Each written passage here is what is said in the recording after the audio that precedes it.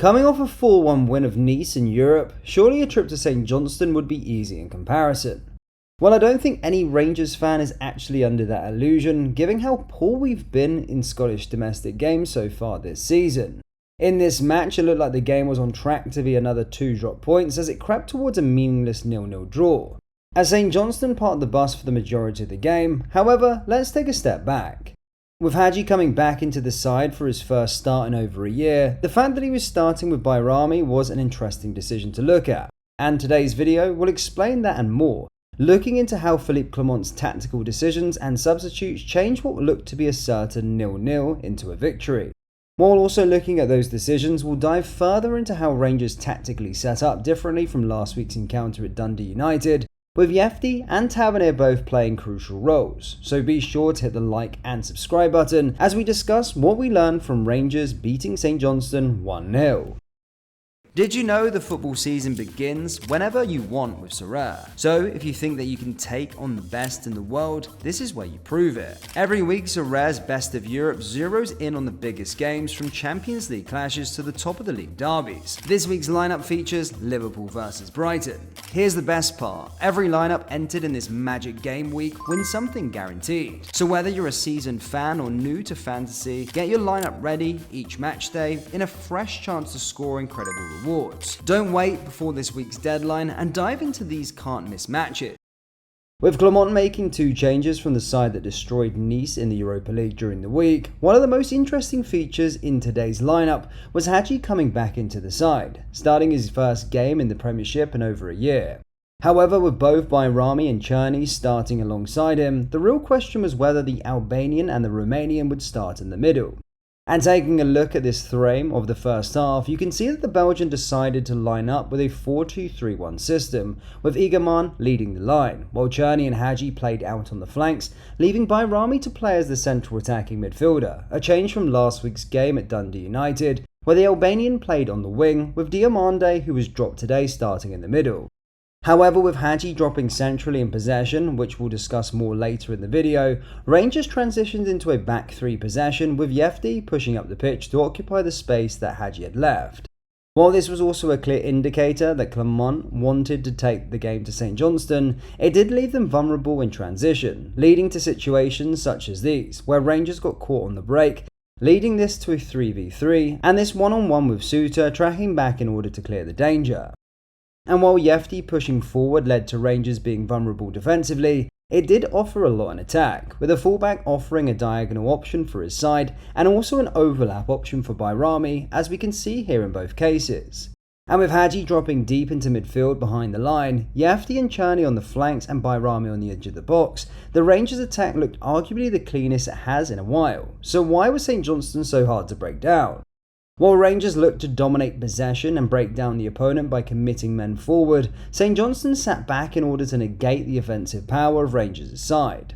Instead, as we mentioned, St Johnstone chose to try and catch Clement's side on the break, looking to exploit the injury that Proper suffered in the opening minutes of the first half. However, both styles of football being the perfect counter to the other, one team had to break eventually. As we mentioned it a few times already, let's get into how Hagi was the main conductor behind Rangers' attacks. While this was the Romanian's first start in almost a year, Clement instantly thrust him back into the fold, making him the number 10 in the attack. Taking a look at some of the passages of play, we can see how Hagi played more like a number 8, dropping behind the front 4 of Yefti, Bajrami, Igaman and Černý. But why? Well, let us explain. By placing the Romanian in this position, Clement allowed Hagi complete creative freedom of the pitch with multiple options ahead of him in order to complement his range of passing. To put it simply, any Rangers attack that came through the middle came through Hagi, which is why the Belgians' decision to move Hagi out to the left when Danilo came on was such a strange one. While Danilo offers a lot of physicality and power playing as a number 10 behind Igaman, Rangers lost their main creator by moving the Romanian out on the wing, and with Bajrami already having made way for Yilmaz at this point, the closest thing Rangers had to a midfielder who could progress the ball into central areas were the defensive midfield pairing in Raskan and Baron, a strange tactical decision to say the least. But weirdly enough, this change did actually lead to a goal, and it all came from the 2 players we just mentioned, Baron and Hagi. Conor Baring pushing further up the pitch due to the lack of central attacking midfielder, He managed to find the space to play a ball across to the face of the box, finding none other than Hagi, who managed to find James Tavernier right in front of goal.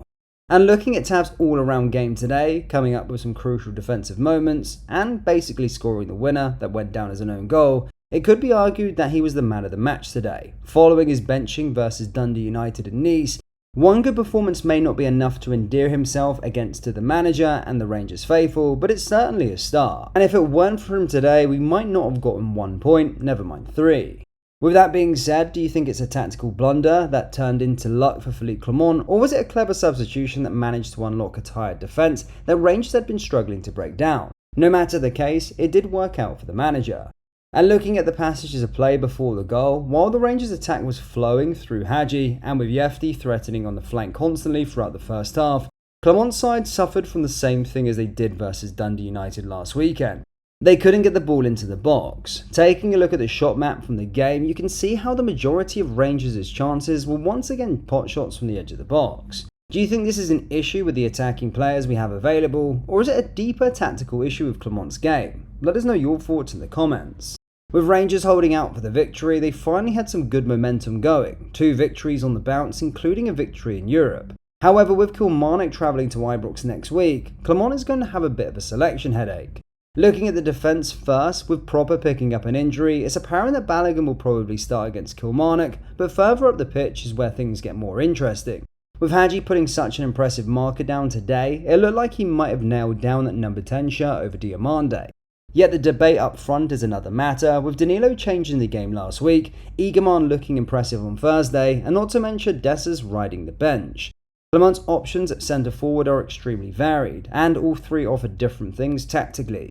Would you choose Dessers and Danilo for their all-round game, or Egerman for his finishing? This debate will certainly lead to an interesting battle in the Rangers camp over the next few weeks.